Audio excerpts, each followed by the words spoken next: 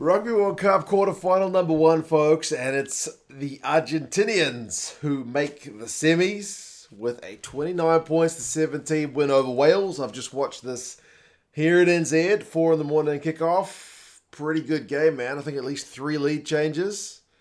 But it's the Pumas and the boot of Emiliano Boffelli mainly who see them through. We'll go over some key events and stats, and you guys can let us know your thoughts. 10-point lead for Wales, man. I feel like Wales needed to convert more on their first half opportunities, and their line-out really let them down. If Wales take some of those chances, they maybe push out to a lead, which is too hard for the Pumas to overcome. But for them, sadly, not the case. Good atmosphere. I could hear both sets of crowd, making their voices heard over the microphone and the speakers and whatnot. So, cracking atmosphere for a semi-final, great weather, and both sides look sharp early, man. Lewis Rees-Zammit looked dangerous early on with his first carry, kicked and chased. From kick return, the Argentinians looked pretty dangerous. Well, I forget if it was Malia or one of the Argentinian backs who was looking sharp, but very encouraging start from both sides. Wales conceded the first penalty, though, offside, and Boffelli's boot at that point, not on song. He misses the first chance to put the side ahead. His kick goes wide, and they were having to field a few high balls early with the Argentinians, but they were pretty safe.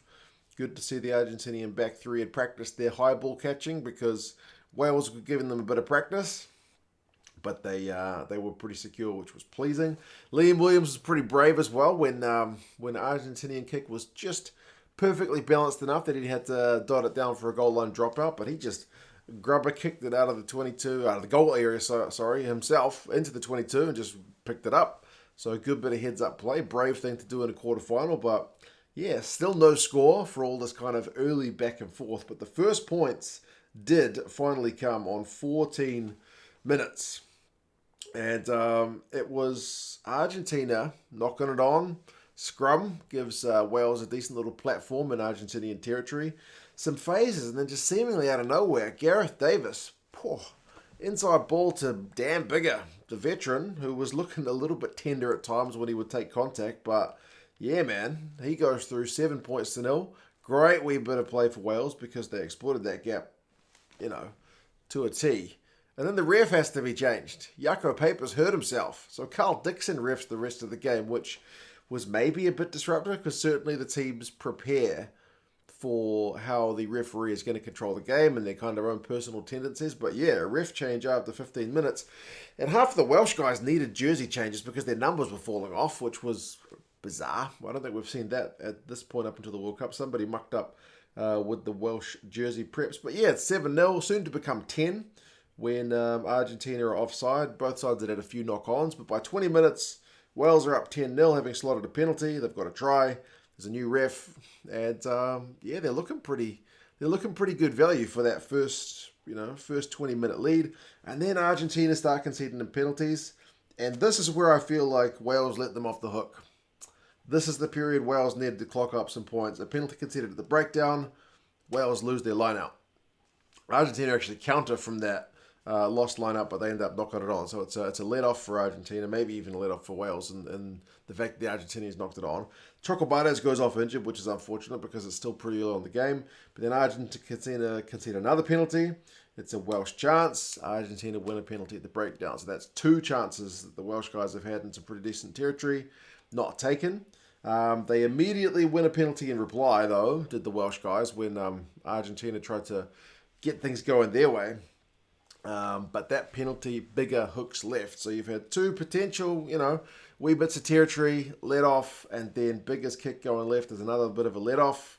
Argentina conceded another penalty. Maybe they could have had a yellow card warning for all the penalties they've conceded, but it's not really like right in the red zone. So I guess that's why. Kubeli offside at the kick was maybe a bit of a harsh one, but Wales line-out goes awry again. Not the time for this kind of stuff to be happening. Then Argentina win a scrum penalty, which gives them a chance before half-time. Gareth Thomas goes offside. Argentina get an easy 3 back, and then another easy 3. Although that one's a little bit controversial, I guess. Like Dan Bigger's kick is awkward. Argentina run it back at them. And then there's a bit of handbags. because Josh Adams seems to put in a wee bit of a cheap shot after the whistle's gone. Then Lavanini comes in like a raving madman, basically. And he starts pulling jerseys and whatnot, grabbing guys. And the ref's initial reaction is, I'm going to penalise 5. Blue, because it's Thomas Lavanini. Like, don't do that, Lavanini. You've got a reputation. You need to stay as well away from that as possible. I know you want to defend your teammates, but you're putting yourself on a spotlight. TMO has a look at things and says that it's Adams' cheap shot that starts everything. So that's what ends up getting pinged, and it's an easy 3 for Argentina. So having kind of held on for various parts of that first half, Argentina have got pretty cheap 6 points back at the end. So all that Welsh work only becomes a 4-point lead going into the sheds. I mean, Argentina have had more possession and more territory, but clean breaks is 6-4 to Wales. They've had 338 run meters to 282. So Wales have had some pretty good play in that first half, but their line-out 2 from 5. Yeah, not great. Not great. And there's been knock-ons both ways, man. 7-6 at halftime for the knock-ons. So, yeah, a little bit messy. Second half, Argentina come out of the blocks looking pretty dangerous. Boffelli secures the restart for them. They go through a bunch of phases and then get another penalty, 10 points to 9. And they even manage to take the lead with a hell of a shot at goal from Emiliano Boffelli. He gets man of the match, and partly it's due to kicks like that. Juan Martin Gonzalez wins a penalty at the breakdown. It's a 55-meter shot at goal. It's got the legs. 12 points to 10. Argentina in front. 12 unanswered points. Argentina ring the forward changes. Looking to maybe capitalize on this momentum they've got. A few phases in Wales' half, but then they concede a really soft penalty for just kind of clearing out too far over the ball, which is not a great one to concede when you're on attack. It's just, I mean, I know you got to do your best to protect the ball at the breakdown, but you've got to be so careful. They're not. And that gives Wales a chance. And Wales, to arrest that momentum, do it with a hell of a move from Thomas Williams. I mean, that great touch finder gives Wales the field position they need. They go through about 8 phases. Then Thomas Williams, just with a wee dummy, I think it was Gajo who just kind of drifted wide, opens up the space for him, and Thomas Williams just goes straight through. And suddenly it's 17-12. Like, Wales haven't scored a point since, 20 minutes in? And boomfire, they're back in the lead. It's a great play from Thomas Williams, who's not been long on, to be honest. So 17-12. But then it's another kind of error which gets punished. And it's a wee while in its punishing. But I feel like what it comes back to is Lewis Rees-Zammit kicking it dead on 63 minutes. Yeah, it's an unfortunate one. And there's a lot goes on between there, but I think that's the kind of origin story of this next try, and it's an Argentinian try. Lewis Rees-Zammit kicks it dead. It's a chance for Argentina. They go through about 8 phases in the 22, and they get advantage. Then there's a TMO check before Argentina can kind of take a line-out throw 5 meters out, because Petty has clattered into Nick Tompkins. And I feel like this one's going to be a divisive call, because he clocks him real hard in the head to the point where he has to go off for an HIA. But the refereeing team ruled that, because I mean, I looked at it and I was like, oh, he's not actually going for Tompkins, he's going for the other guy. I think was it bigger? He's trying to clean out the other guy. His head's kind of facing that way, but his shoulder hits Tompkins on the other side in the head. But they ruled that because Petty is in good body position, he's bent, he's wrapping, he's going for the other guy, and Tompkins is falling, that there's no foul play there. Now, I have seen that kind of thing before, where people are bent, wrapping, hit somebody in the head, and it's genuinely not foul play. But it's rare. More often than not, the refs are just like, well, it's a penalty or it's a yellow card. So when I initially saw it, I thought, he could be in a bit of trouble. But yeah, they go through the process and no foul play.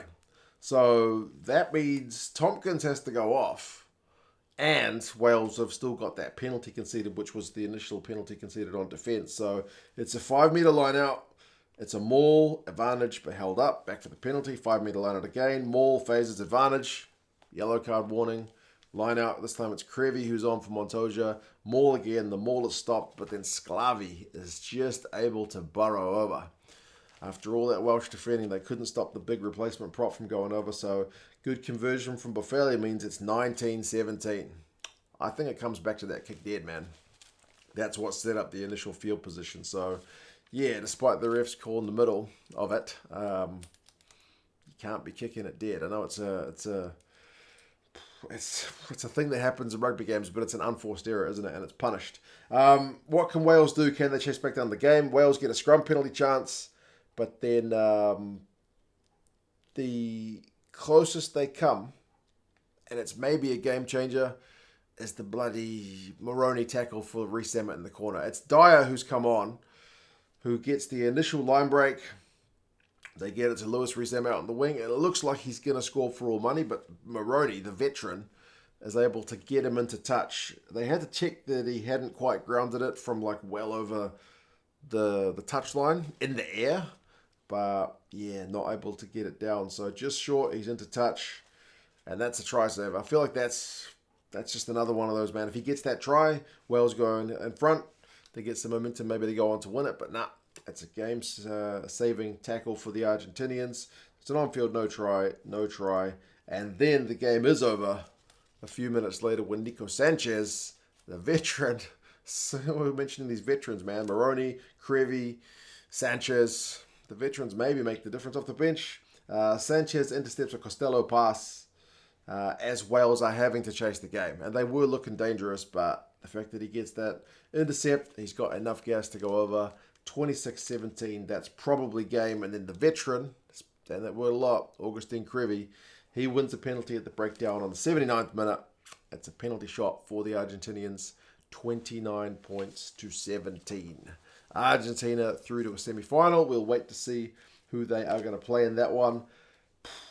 But yeah, I honestly feel like hanging on at that period in the first half when Wales had a bunch of pressure, Wales' line-out going astray, cost Wales from building a more than a 10-point lead in the first half.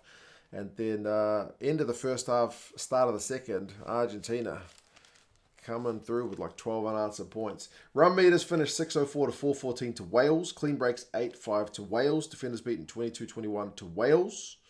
You may ask, how the heck did Wales lose with those kind of numbers? Well, turnovers conceded 11 by Argentina, 18 by Wales. Penalties conceded 12 by Wales, only 7 by Argentina. Lineouts 6 out of 10 for Wales, 10 out of 10 for Argentina.